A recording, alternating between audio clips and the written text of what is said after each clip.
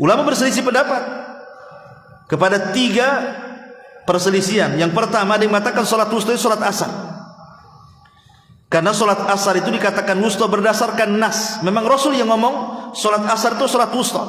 Saat Rasul menjaga parit Khandaq, kemudian musuh terus menyerang sampai Rasul salat asar di waktu maghrib. Marah Rasul. Rasul mengatakan, semoga Allah penuhi kuburan-kuburan orang-orang musyrik itu dengan neraka, karena mereka sudah mengakhirkan waktu salat wusta, katanya. Artinya Rasul mengisyaratkan wusta ke asar.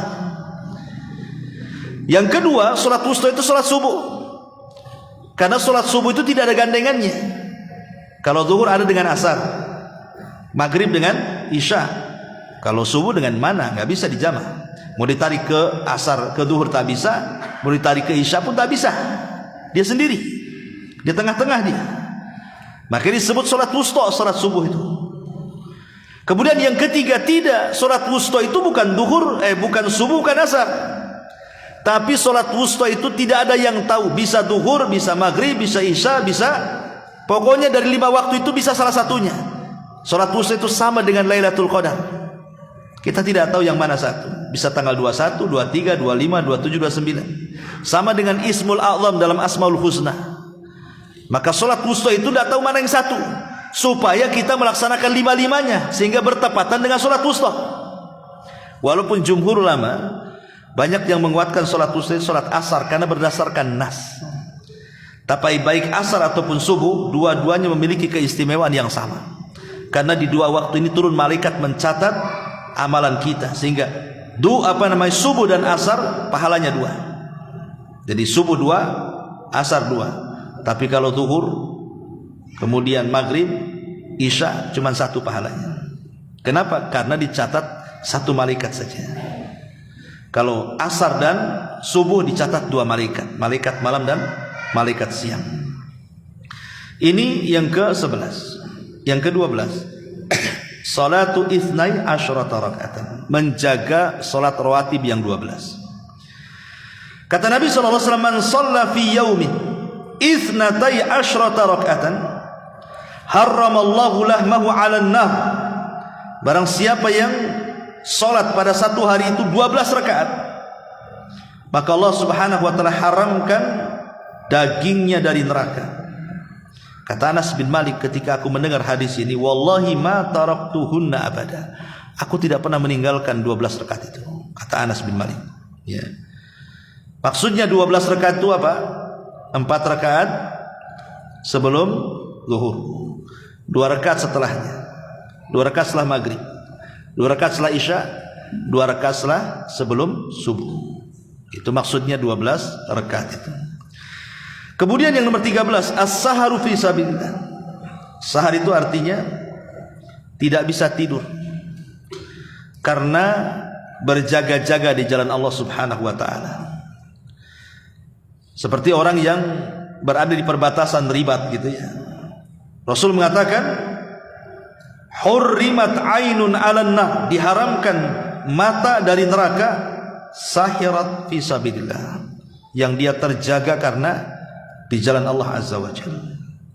Kemudian yang nomor 14, al-mu'min billahi wal muhibbu lahu, orang yang menanamkan keimanan kepada Allah dan berusaha mencintai Allah Azza wa Jalla. Dari Anas bin Malik radhiyallahu an, kata Rasul, thalathun man kunna fihi hurrima 'alan nar.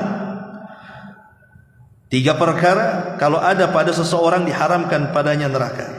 Kemudian Rasul mengatakan, imanun billah, pertama beriman kepada Allah, wa hubbullah, kemudian cinta kepada Allah, kemudian yang ketiga, wa an yulqa finnar fayuhraku ahabbu ilaihi min an yarji'a fil kufri, dilempar ke dalam neraka, dilempar ke dalam api lebih baik dibandingkan kembali kepada kekufuran.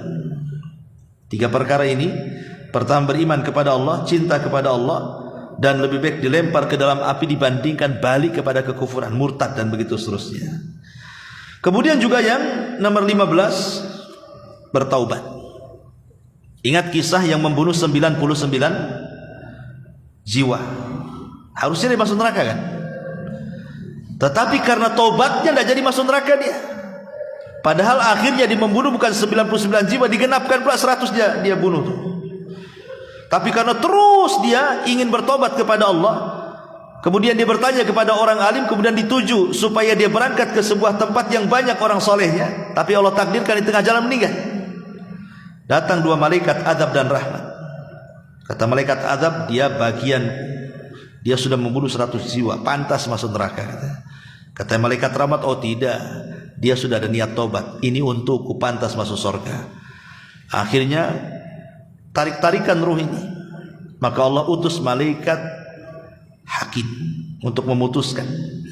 Kata malaikat hakim ini, kisu bainal ardaini, gini saja, ukur saja di antara dua bumi itu, lebih dekat kemana? Lebih dekat kepada yang dituju dari desa yang banyak orang solehnya, ataukah lebih dekat kepada orang alim yang ia bertanya bagaimana cara tobatnya?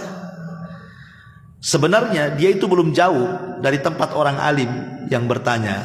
Sebenarnya dia itu layak masuk neraka, tapi karena rahmat Allah lebih luas dibandingkan murkanya, dilipat bumi sama Allah, didekatkan ke desa orang soleh itu mana. Lihat bagaimana rahmat Allah Azza wa Jalla lebih mendahului kemurkaannya. Baru ada niat taubat saja sudah, karena keikhlasannya masuk surga. Luar biasa. Kemudian juga as-sadaqah, bersedekah, yang nomor 16. Maksudnya sedekah yang rutin, bukan sekali-kali, ya. Kata Nabi SAW, fattaqun nar walau bisyikki tamr. Takutlah kalian kepada neraka walaupun hanya sedekah dengan separuh kurma. Bersedekah dengan separuh kurma itu kan gak ada artinya, tapi kalau terus-terusan lama-lama ada artinya. Kita biasa sedekah tidak banyak-banyak lah, 1.000, 2.000 perak, tapi terus-terusan, ya. Nampak ada kotak masuk, nampak ada kotak, terus seperti itu. Kemudian juga yang nomor 17, as-saum, berpuasa, puasa sunnah. Entah Senin Kemis, ya entah Ayamul Bid, entah Daud. Kata Nabi SAW, man shoma yauman fi sabilillah, ba'adallahu wajhahu anin nar sab'ina kharifa. Barang siapa yang berpuasa satu hari saja di jalan Allah, maka Allah akan jauhkan wajahnya dari api neraka sejauh 70 tahun perjalanan.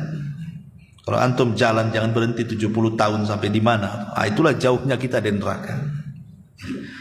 Kemudian juga al-istiqamatu ala dinillah, berusaha istiqamah. Istiqamah di jalan Allah Subhanahu wa taala. Dan ini berdasarkan firman Allah Azza wa Jalla, innal ladzina qalu rabbuna Allah tsumma istaqamu tatanazzalu alaihimul malaika alla takhafu wa la tahzanu wa abshiru bil jannah allati kuntum tu'adun. Orang-orang yang mengatakan Rabbuna Allah, Rabb kami Allah, kemudian istiqamah, maka malaikat akan turun menghabar gembirakan kepada dia, jangan takut, jangan sedih, karena Allah sudah sediakan surga. Artinya nggak mungkin masuk neraka. Kemudian juga talabul ilmi, seperti antum ini talabul ilmi. Nabi SAW mengatakan, man salaka tariqan yaltamisu fihi ilman sahhalallahu bihi tariqan ilal jannah. Siapa yang berjalan dalam rangka mencari ilmu agama, Allah mudahkan jalannya ke surga, bukan ke neraka.